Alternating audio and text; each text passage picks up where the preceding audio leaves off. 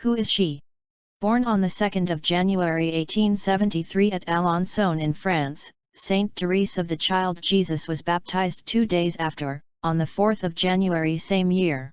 When she was growing up, she thought she would be a nun. She received her first Holy Communion on the 8th of May 1884 and was confirmed on the 14th of June the same year. On the 9th of April 1888, she entered the Carmelite monastery at Lisieux as a postulant, at the permission of her father. She practiced the virtues of humility, evangelical simplicity, and firm confidence in God. She is my patron saint, Therese of the Child Jesus, also known as Saint Therese of Lisieux and the Holy Face. Her interior school. Therese of the Child Jesus is well known throughout the Church's history as a doctor of souls. I once visited her school of holiness when I read her autobiography and decided to be a student in her school. This gentle soul in her interior school of holiness is awesome and can be very instrumental in the life of any Christian who turns to her intercession. I love reading her story again and again. Her prayer life as a whole, her schedule, and simple constant communion with God must have been the classroom where all teaching, learning, and research work took place for her to come out with her mission. Of course, her teacher being the Holy Spirit, and the Blessed Mother her model. Her mission. I'm always touched when I think of the kind of deep love Saint Therese had for God, so much that in her last moment here on earth she declared her mission saying, "I feel that I am about to enter my rest, but I also feel that my mission is going to begin. My mission is to make God loved as I love Him, to give my little ways to souls. If God grants my desire, my heaven will be lived on earth, until the end of time. This is not impossible since, from the very heart of the beatific vision, the angels watch over us." She developed a lot of confidence in God, as I see in most of her writings, like this very heartfelt one. "Oh my God, blessed Trinity, I declare to love you and make you loved." I can see that she had a passionate desire to make God loved as she loves Him or as they loved each other, a precious skill she must have acquired only in her interior school. Her self-discipline and openness in little things fostered a more significant encounter between God and herself that she intended to serve God even hereafter. I also learned that Therese's mission actually started after her death, her mission to spend heaven on earth, if God grants her desires, to make God loved. She is one of the most loved saints nowadays because she keeps on fulfilling her mission, making God's children love Him through her intercession, making love loved. This aspect of hers truly amazes me. Her prayer life. I've always thought prayer is talking and listening to God until I discovered more about prayer when I reflected on what my patroness wrote as a definition for prayer from her experience of prayer. A glance directed towards heaven, a cry of gratitude and love in the midst of trials and joys. In her last conversation with her spiritual mother, Therese recounted a moment she encountered God's glory. She said, "Well, I was beginning the way of the cross and all of a sudden, I was seized with such a violent love for God that I cannot explain it except by saying that it was as if I had been totally plunged into fire. Oh! What fire and what sweetness at one and the same time! I was burning with love and I felt that 1 moment, 1 second longer, and I could not have supported its ardor without dying." I understood what the saints said about this state that they had experienced so often. I experienced it only for an instant, and then I fell back into my usual state of dryness. Her attitude in prayers. Therese's attitude in prayer was that of abandonment. Even when it was difficult for her to meditate or reflect due to her health, her simplicity, peace of mind, and honesty in little things saw her being carried along by God's love as a child carried in her father's arms. She longed to do great things, but her health could not permit her. In prayers, she was in between being predominantly active and passive. Thus, with no strength of her own, she left her heart predominantly open for the love of God to manifest itself to the fullest. How did she do this? By doing little things in extraordinary ways. We can learn from Therese that we can't depend on our power to do things or to pray but on the grace of God's love. Another amazing thing in her was her way of praying. Therese never cherished vocal prayers or could not stand a wearisome reiteration of words, but she prefers to silence all her personal circuits to give deep attention in listening to God. She realized that it is when she was in silence that God speaks to her, a very important aspect of her interior school. She wanted to be real as much as possible, not to be drawn into ready-made prayers, but however, she said she loved the divine office. I also learned that Therese usually recites the Our Father prayer very slowly during her moments of spiritual dryness, as she said.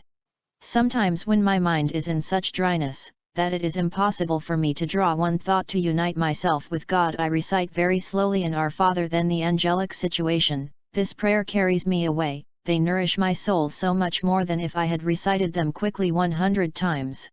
This simply means she took her time to get all the meaning and sweetness of every word, phrase, and sentence of the prayer. And this exercise usually carries her out of dryness into a soul-nourishing experience. Amazing! Her relationship with the Virgin Mother was so real that she said, "The Blessed Virgin shows me that she is not displeased with me and never fails to protect me as soon as I invoke her. I turn towards her and she always takes care of my needs as tenderness of a mother." Therese of the Child Jesus. This shows that in her interior school, Therese never despised the Virgin Mother, she learned from her and obtained her benefits. She confirms she took care of her needs, which means her prayers through the Virgin Mother were always answered. Her early childhood experience. Her radical faith and trust in God must have emanated from her early childhood experience of separation from her family. At the age of 3 years, due to ill health, Therese was separated from her family and was only reunited after 11 months. This experience made her clung to her mother with a lot of passion. She could not endure being outside her mother's presence. After her mother's death, she clung to her family with the same zeal, as she said, "I could not bear the company of strangers and found my joy only within the intimacy of the family." It is fantastic too that as Therese entered the convent, she clung to God in the same way she clung to her family. This childhood experience was just a glimpse of the interior school she came to establish as a nun, a preparation of what will come to pass in her life as a nun. Her unshakable or radical faith and dependence on God have gotten a significant contribution from her childhood experience. Her ill health. In sickness, Therese knew she had no strength to support herself but believed God would support her soul without her support. She believed she leans on a rock that holds her life and that she holds not the rock, but the rock holds her. This attitude of hers actually astonishes me.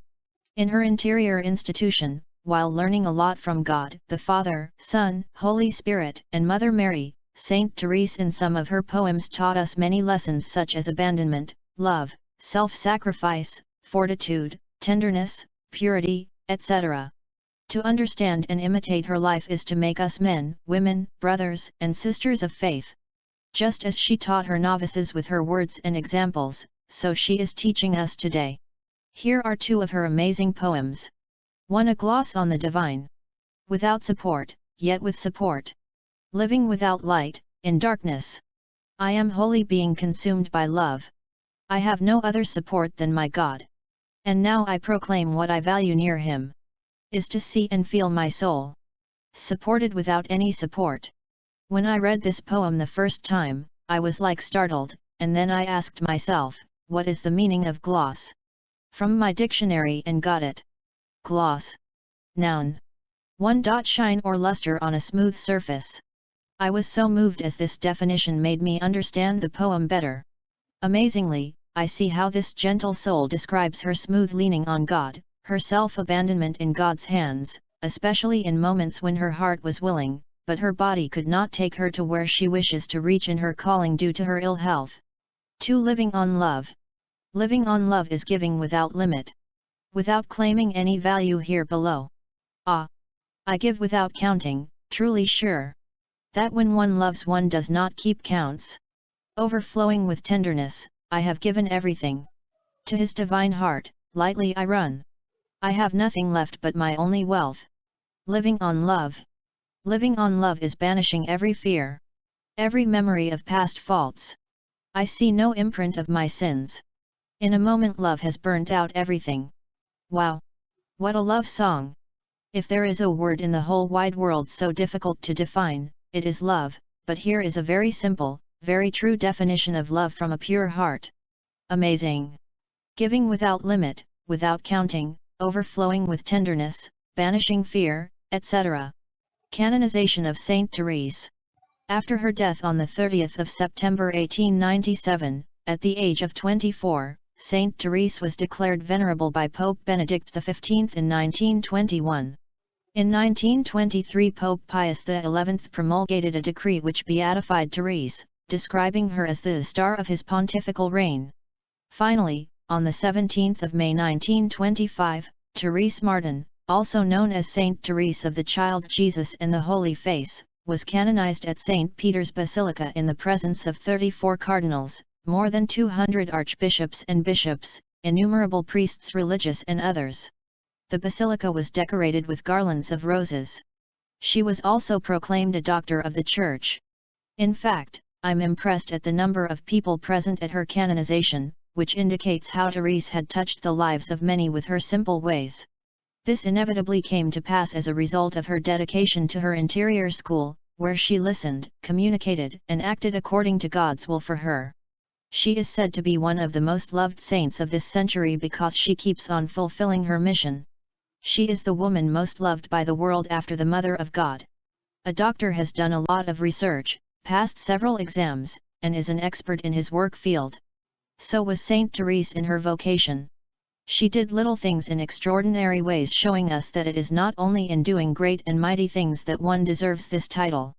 Yes, she died but still lives and has visited so many countries of the world, something she wished she could do while on earth but limited by health.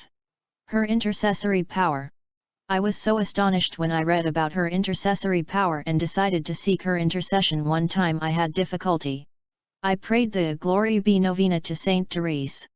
I was standing in front of the whole school that morning, conducting morning devotion. The latecomers had been stopped from running in except the kindergartens, who were allowed to join their mates on their line. Suddenly, up came one of the latecomers, my class kids, to me, running directly towards me with a flower in hand. He must have harvested it on his way to school, for he lives on a hillside 2 kilometers from the school compost. The other pupils watched with amazement, eager to see what Tumi will be up to. Innocently, he offered me the flower saying, "Madam, take your flower." The whole school burst into laughter. Tumi was so happy as I received the flower, carried him up, and embraced him. No one could understand what this was all about, but I who have read that Saint Therese usually indicates answered prayers with flower signs. This happens the first time I took the novena. I thought it was a coincidence, but my second experience made me actually believe.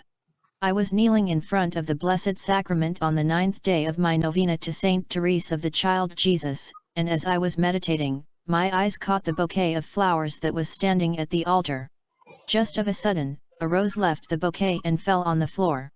This again to me was a confirmation of answered prayers through Saint Therese, and this made me believe that what is said of her is true, that when you seek her intercession, she mostly shows signs of answered prayers with flowers. No doubt, she is also popularly known as the Little Flower of Jesus, or only the Little Flower. Truly my Patroness amazes me, and I'm proud to be a student in her school. She is one of the greatest saints of modern times. I hope this personal experience has helped you. Subscribe, like and share with friends.